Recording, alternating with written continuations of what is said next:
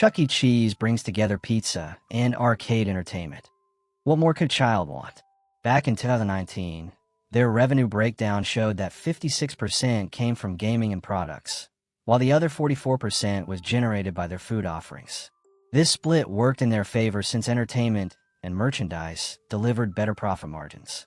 Their target demographic focuses on families with young children, specifically ages 2 through 12, with birthday celebrations being a major draw. In fact, reserve party packages accounted for 16% of total earnings. These facilities are substantially larger than typical pizza establishments, accommodating over 400 people and featuring roughly 75 different gaming options, rides, and activities. One attraction that caught my attention was the Ticket Blaster. You step into this wind tunnel and try to grab flying tickets. I don't recall this from my childhood visits, but honestly, I'd be willing to try it even now. As someone who hasn't visited in over 15 years, I have to wonder, what do today's kids picture when they hear Charles Entertainment Cheese? Yes, that's actually his complete name, and it might be the most amusing name I've encountered. This modern version plays guitar, sports denim, and wears a cap. I'm honestly not sure how to feel about this redesign. Apparently, they updated his look in 2012. The version I remember is the original Chuck E. Cheese. I can't count how many advertisements I watched featuring him running through the arcade. While this bankruptcy situation is relatively recent, it appears they'll pull through. Most likely, they'll shut down some underperforming locations and emerge in a stronger position. The fundamental reason is straightforward. They'd been in precarious financial circumstances for quite some time, and when the pandemic struck, forcing location closures, the revenue losses became insurmountable. I'll elaborate on this with data I've prepared, but I must say this bankruptcy represents just the latest chapter in a remarkably eventful history. Technically, it's not even their first bankruptcy. The origins. Chuck E. Cheese was established in 1977 by Nolan Bushnell, who, surprisingly enough, also founded the gaming company Atari. Chuck E. Cheese originally began as an Atari division, and Bushnell's gaming background inspired the concept. He'd been selling numerous machines to establishments that would install them in their bars or eateries, and he realized these venues were generating the real profits.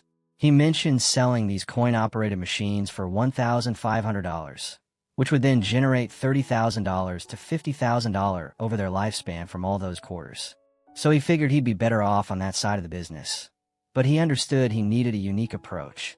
His strategy involved serving food, particularly pizza, because preparation time created the perfect window for customers to enjoy games.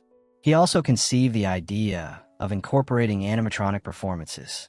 Having worked at carnivals previously, he knew that once the characters were built, they provide an inexpensive and effortless method of maintaining customer engagement. Quick favor before we dive deeper. If you're enjoying this deep dive into the company's documentary, smash that like button and subscribe. Back to our video initially. The concept was going to be named Coyote Pizza, but when the animatronic coyote costume they ordered arrived as a rat costume instead, Bushnell's instant reaction was to adapt, renaming the concept Rick Rat's Pizza, which obviously wasn't ideal. Eventually, because it sounded cheerful and made you grin when saying it, they settled on Chuck E. Cheese's Pizza Time Theater. While the aesthetics and specifics have evolved over the decades, the fundamental concept remains unchanged today. The challenge for Bushnell was that this operated as an Atari division, and he'd recently sold Atari to Warner the year before. So despite being his brainchild and driving force, he didn't own it. Fortunately, Warner wasn't particularly interested in managing an arcade-themed restaurant, so they agreed to sell it to him for the very reasonable sum of $500,000, paid over 5 years. Bushnell was soon separated from Atari, which is when he began devoting his complete attention to Chuck E. Cheese. Early success and competition. That initial restaurant was hugely successful from the start, so he immediately opened a larger second location, quickly followed by numerous others. They proved so popular that people approached him wanting to open their own Chuck E. Cheese franchises. A significant deal involved Robert Brock, who owned a hotel business and sought to operate multiple Chuck E. Cheese franchises.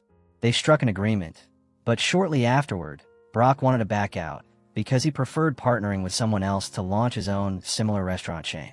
Bushnell then filed a lawsuit for contract violation, and the outcome allowed Brock to open and run his own comparable restaurant chain called Showbiz, though he had to pay Bushnell a small percentage of sales. Throughout the first half of the 1980s, the two competed intensely, both expanding as rapidly as possible. They accumulated debt. Chuck E. Cheese held a public stock offering. They were scrambling for capital from every available source to keep pace with one another and maintain growth. The 1984 collapse. Everything fell apart in 1984. During the 1980s, when a new Chuck E. Cheese opened in your area, it was completely unprecedented, so naturally families wanted to visit and experience it. There was a novelty factor, meaning they'd attract significantly more business initially, which you'd expect to decline over time. Bushnell was rushing to open multiple locations without waiting to see if sales would drop, so he was launching new sites based on questionable data, resulting in many poorly positioned locations. Brock encountered the same problem. To complicate matters further, the great video game crash of 1983 occurred. Gaming popularity plummeted dramatically, and it was the worst possible time to be associated with the industry. Putting this together, they'd accumulated debt, opening dozens of restaurants, many in suboptimal locations, right before consumers lost interest in their core business.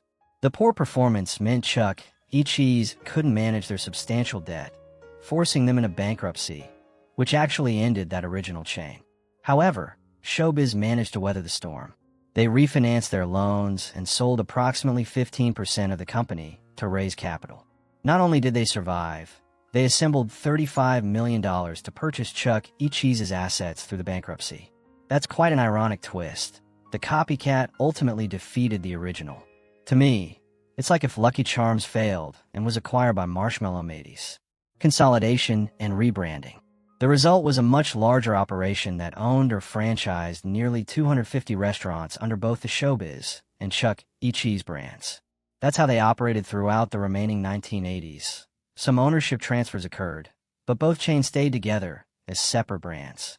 In the early 1990s, they determined it would be more practical to merge them. They began converting all Showbiz locations into Chuck E. Cheese restaurants, reasoning that one strong brand was smarter than two weaker ones.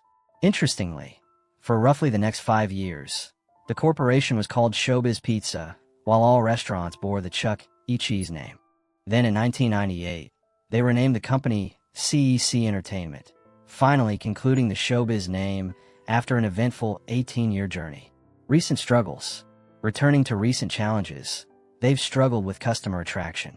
They even launched an entire revitalization strategy, attempting to inject new life into the business. Key initiatives included emphasizing appeal to parents, who frankly haven't ever really enjoyed this place because it gets quite hectic. They focused their marketing toward parents and modified their menu to include items parents would prefer. They've introduced this Play Pass card system using points instead of tokens to simplify and accelerate the experience. They've renovated 82 of their current 612 locations, adding Wi-Fi. It's difficult to determine, but these changes may have provided slight improvement. However, alongside unpredictable revenue, they've faced increasing expenses, numerous smaller factors accumulating. Higher ingredient costs, minimum wage law changes increasing labor expenses, things you might anticipate. When you combine these elevated expenses with decreased revenue, it produces consistently declining operating income, meaning they're earning progressively less from restaurant operations each year. The real problem? Debt. Honestly, even with pandemic complications, I wouldn't expect these factors alone to trigger bankruptcy. Operating income has declined, but remains solidly positive. They've been generating tens of millions annually. Here's the actual issue, and you'll probably see where this leads. In 2014, their total debt nearly tripled to over $1 billion. That's because in 2014, Chuck E. Cheese was purchased by a private equity firm called Apollo Global Management for $950 million. That same year, Chuck E. Cheese spent $113 million acquiring a smaller Arizona-based pizza chain called Peter Piper Pizza, another excellent name, in my opinion. Following those transactions, they were burdened with debt and have barely reduced it over the past 5 years. When you're generating $50 million annually, that's excellent. Unless you're carrying $1 billion in debt you'll never eliminate. You're essentially living on the edge at that point. There's also another layer complicating the situation even more. Nothing I've mentioned so far accounts for interest payments. When you're $1 billion in debt, you're paying substantial interest. That operating income exists before interest expenses are factored in, which almost always exceeds it, meaning once everything's included, they're actually losing money annually. They've reported losses 5 of the past 6 years since the acquisition. They'll never realistically pay off the debt this way. With this trajectory, I can't see how they'd ever truly eliminate it without something major happening, like perhaps a bankruptcy. Summary. To summarize, Chuck E. Cheese has experienced some difficulties with declining sales and rising costs. Nothing I consider critically threatening. But then they raise that debt to over $1 billion, which I don't believe they can afford. For the past 5 years, they've been operating payment to payment, and when something disrupted their cash flow, that was the end. I think of Chuck E. Cheese as someone living so far beyond their means that a temporary income reduction led to the bank foreclosing on their house. Let me know in the comments. Do you agree with that assessment? It's difficult to deny that the $1 billion in debt added in 2014 through those equity deals is their primary problem. But is there more that I've overlooked? Also, what are your thoughts on the company's early years? It started as part of Atari, then went bankrupt and was purchased by a competitor that was nearly an early part of the business. There's some fascinating history there. And how do you envision Mr. Chuck E. Cheese? This original version will always be the authentic one in my memory, but perhaps it's different for you. Any other thoughts about any of this? Leave them in the comments. I'd like to hear your perspective. Thank you for watching.